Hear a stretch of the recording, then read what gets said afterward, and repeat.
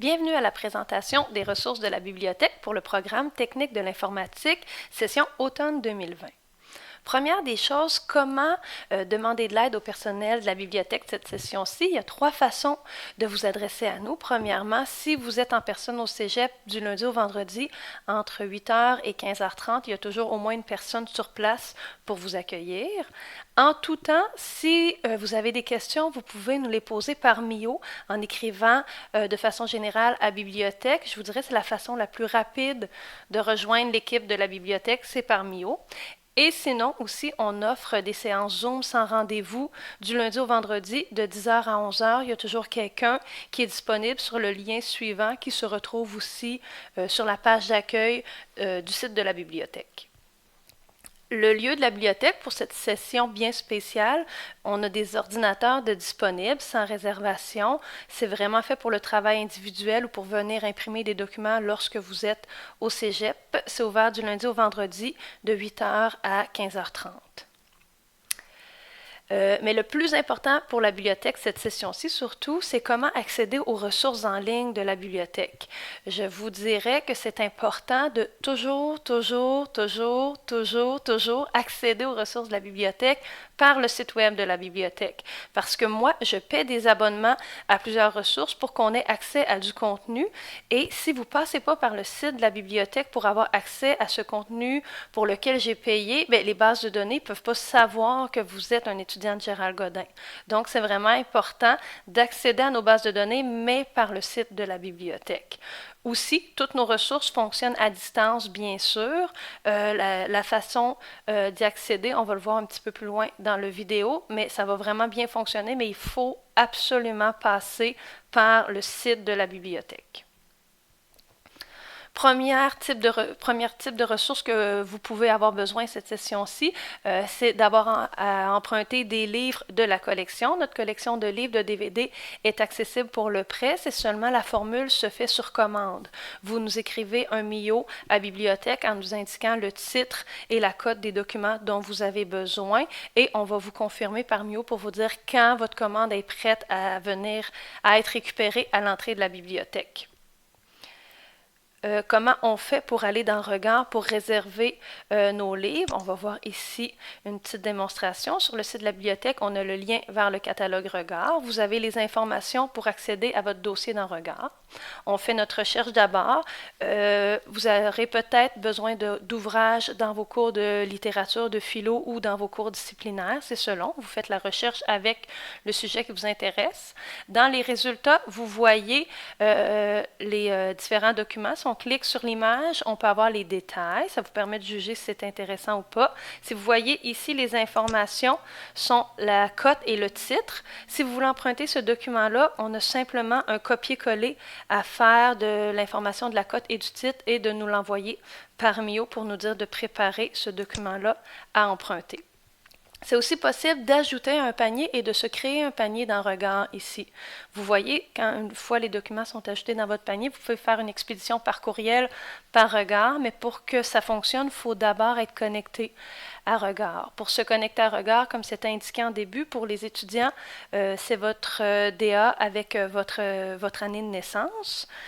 Une fois que vous êtes connecté, vous pouvez cliquer sur Expédier le panier. Ça va être envoyé à l'adresse courriel de la bibliothèque.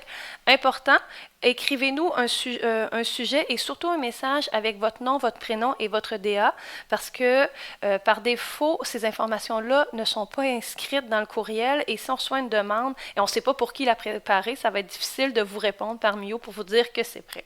Donc, n'oubliez pas votre DA, votre prénom et votre nom de famille avant de cliquer sur Envoyer et vous avez la confirmation à l'écran que le tout a bien été envoyé à l'équipe de la bibliothèque.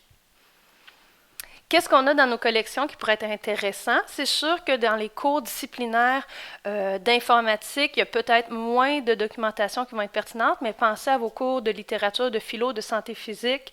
Vous aurez peut-être besoin de nos collections. Vous voyez, tous les livres obligatoires, on a des copies à la bibliothèque qui peuvent être empruntées. On a des essais, des documentaires sur différents sujets. On a des livres de recettes. On a une grande collection de bandes dessinées, de mangas aussi, si ça vous intéresse, ou de littérature générale pour vous changer les idées, polar, policier, science-fiction, tout peut être emprunté. Si on revient aux ressources numériques de la bibliothèque, sur le site de la bibliothèque, dans la section des ressources, on a fait un grand répertoire qui présente tous les types de ressources pour lesquelles on a payé des accès pour vous, selon les types d'informations dont on a besoin. La clé pour accéder aux ressources à distance, c'est vraiment important. La façon de se connecter pour accéder aux ressources en ligne de la bibliothèque, c'est comme votre compte informatique du Cégep. C'est les 7 chiffres de votre numéro de DA avec le mot de passe que vous avez choisi lorsque vous avez activé votre compte à Gérald Godin. Si ce n'est pas déjà fait, vous avez toutes les informations qui se retrouvent sur le QG qui vous expliquent comment activer votre compte réseau. Une fois que vous avez votre clé d'accès aux ressources de la bibliothèque, vous avez accès à une dizaine de ressources numériques qui peuvent être consultées à distance. Premier type de ressources qui va peut-être vous intéresser, ce sont les ouvrages, les livres numériques. On a 2 bases de données de livres numériques, Kern et ScholarVox. Si on regarde ensemble comment y accéder, pour vous, on est sur le site de la bibliothèque. Quand on clique ici sur ressources en ligne, on arrive au répertoire des ressources en ligne de la bibliothèque, comme je vous ai montré dans la diapo précédente. Je vous explique, je vous rappelle, si vous avez oublié, l'accès à distance fonctionne avec votre DA et le mot de passe comme votre compte informatique. Si ici on veut des livres numériques, on clique et là on a accès aux 2 bases de données. Kern, c'est davantage sciences humaines, sciences sociales. Peut-être en littérature, en philo, ce serait intéressant, mais sinon pour vous, c'est vraiment ScholarVox. Vous risquez de trouver beaucoup de contenu intéressant. On peut faire une recherche ici dans la barre d'outils. Sinon, on peut naviguer dans le répertoire par discipline. Si on va voir dans informatique, qu'est-ce qu'on nous propose? On va voir comme on vous propose différents sujets, des documents qui ont déjà été regroupés sur ce sujet-là. Si on regarde dans la catégorie langage informatique, qu'est-ce qu'on a? Vous voyez, il y a de la documentation en français, en anglais. C'est assez récent. Quand on trouve quelque chose qui nous intéresse, on a les informations bibliographiques ici et on clique simplement sur le titre du document. Et là, on tombe dans le livre numérique. On a seulement à défiler l'écran ou à utiliser la table des matières pour se rendre, faire notre lecture, prendre les informations qui sont intéressantes et poursuivre notre travail. C'est vraiment plus facile à consulter que les versions papier à la bibliothèque, surtout si on n'a pas à venir au cégep. Il y a beaucoup de contenu, comme je vous disais, en français, en anglais, dans ScholarVox, et quand même assez de documentation en informatique. Ça risque de vous être très utile. Sinon, d'autres types de ressources qui sont intéressantes à la bibliothèque, c'est les bases de données d'articles de journaux et de revues. Eureka, c'est la base de données pour accéder à tout ce qui est revues et journaux d'actualité. Ça peut être pertinent selon le type de recherche que vous avez à faire. Sinon, ici, Érudit, Repère, ProQuest, ce sont des bases de données pour accéder davantage à des articles de revues. Érudit et Repère, c'est pour du contenu en français, et ProQuest, c'est un abonnement qui contient, je vous dirais, à 95% du contenu en anglais, et il y a aussi beaucoup de ressources en informatique dans ProQuest. Je vous ai mis aussi des moteurs de recherche pour la recherche d'articles scientifiques, si jamais vous en avez besoin pendant votre parcours. C'est des bases de données pour lesquelles on n'a pas d'accès spécifique à la bibliothèque, mais qui recensent l'information pertinente. Peut-être vous aurez à les utiliser. Comme je vous montrais précédemment, dans le répertoire, tout est regroupé par type d'information, Comme ici, si j'ai besoin des articles de journaux, je clique et là, je vais avoir tout le répertoire des bases de données, comme je viens de vous montrer. Et le lien vers Érudit, Eureka, ProQuest, Repère va se retrouver ici. Vraiment important, Eureka, si vous êtes à distance, il faut absolument venir sur le site de la bibliothèque et cliquer sur le lien Eureka accès à distance, sinon l'accès ne fonctionnera jamais. D'autres types de ressources qu'on a aussi à la bibliothèque. On a Universalis, qui est une encyclopédie en ligne. Si vous avez besoin de définitions ou d'informations générales sur des concepts, c'est une bonne façon d'aller se documenter. On a aussi accès à des dictionnaires en ligne, le multidictionnaire, le petit dictionnaire. Et vous savez que vous avez déjà accès à une licence Antidote dans laquelle il y a plusieurs dictionnaires qui sont disponibles. Donc, vous avez plusieurs outils pour vous aider dans la rédaction. On a 3 bases de données de vidéos en ligne, c'est du contenu en streaming. C'est la base de données, premièrement, Curio, c'est la base de données de Radio-Canada. On a aussi un accès à la collection de l'ONF. Et enfin, on a sur Criterion, sur demande, que c'est davantage des films un peu plus populaires. Il y a aussi des documentaires. Tout est accessible à distance et en visionnement à l'écran.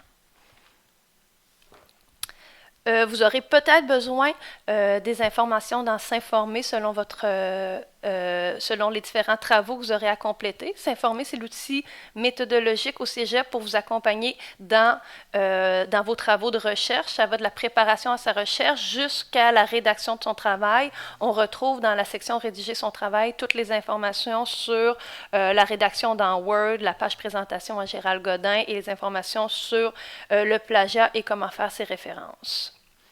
Notamment aussi avec les références et les citations, les liens vers l'outil Mon Diapason se retrouvent sur la page d'accueil de la bibliothèque. Ça va être des outils très utiles pour compléter vos rédactions écrites. Et enfin, un petit clin d'œil, je sais que même si on a beaucoup de ressources à la bibliothèque, votre principal moteur de recherche, votre premier réflexe quand on fait une recherche d'information, c'est d'utiliser Google. Peut-être 2 astuces que, si vous ne les connaissez pas déjà, ça serait à ajouter dans les astuces de recherche à utiliser lorsque vous faites de la recherche. Même dans vos cours comme de programmation, on a besoin des fois de trouver des solutions. Ça peut être une bonne façon de les connaître. C'est la recherche d'expression avec le guillemet ou la recherche à l'intérieur d'un site quand il n'y a pas de moteur de recherche qui permette de chercher. Si on va sur Google, puis on lance, par exemple, si on cherche un code d'erreur ou vraiment quelque chose d'une donnée vraiment précise, si on fait juste indiquer comme code d'erreur XYZ, on va retrouver de l'information qui ne sera peut-être pas assez précise sur notre sujet, mais si je rajoute des guillemets au début et à la fin, ce que je dis à mon moteur de recherche, c'est de rechercher exactement code d'erreur XYZ dans ce sens-là, de cette façon-là. Et ici, qu'est-ce que Google me dit? C'est que dans le fond, dans toute sa base de données, il y a seulement un résultat qui me donne pour ce code d'erreur-là. Là, à vous d'entrer la recherche avec le bon code d'erreur. Ça, c'est vraiment moins mon domaine, c'est plus le vôtre. Autre façon de chercher, si vous cherchez un mot à l'intérieur d'un site, mais que le site n'a pas de moteur de recherche, on peut indiquer notre mot-clé, comme ici, code, et site, 2 points, et là, on écrit l'adresse URL du site. Les résultats de recherche vont être exclusivement, si vous regardez, ici, c'est le site de Télé-Québec, que je vous ai donné en exemple, mais tous les résultats sont tirés de ce site-là, et là, je peux aller chercher plus précisément, au lieu d'avoir à naviguer dans des sites, ça peut vous permettre de sauver du temps. Sinon, si vous voyez, ces fonctionnalités-là sont dans la recherche avancée. C'est peut-être aller un petit peu vite. La recherche avancée, quand vous êtes dans Google, dans les paramètres, vous cliquez ici sur Recherche avancée et vous arrivez dans les différentes fonctionnalités. Comme si vous ne vous rappelez pas que c'est les guillemets pour faire une recherche d'expression. Ici, vous pouvez l'indiquer, rechercher un mot ou un groupe de mots exactement, rechercher dans un site ou dans un domaine. Vous avez d'autres fonctionnalités. Si vous cherchez des types de documents, par exemple, si vous voulez vraiment juste tomber dans des rapports PDF ou d'autres types de ressources, vous pouvez vraiment forcer ces résultats-là dans Google. Il y a d'autres options qui peuvent vous aider à trouver plus rapidement les informations dont vous avez besoin. Mais c'est sûr qu'après, il faut avoir les bons mots-clés, les bons codes à chercher et ça vous appartient. C'est ce qui termine la présentation des ressources de la bibliothèque. N'hésitez pas, écrivez-nous des MIO si vous avez des questions. Si vous avez des questions générales pour le fonctionnement au Cégep, puis que ce n'est pas tout à fait en lien avec la bibliothèque, mais vous ne savez pas à qui l'adresser, pensez à la bibliothèque. Si nous, on n'a pas les réponses pour vous, on va être capable de vous guider à l'intérieur du Cégep. Sinon, je vous souhaite une belle session, au plaisir de pouvoir vous croiser.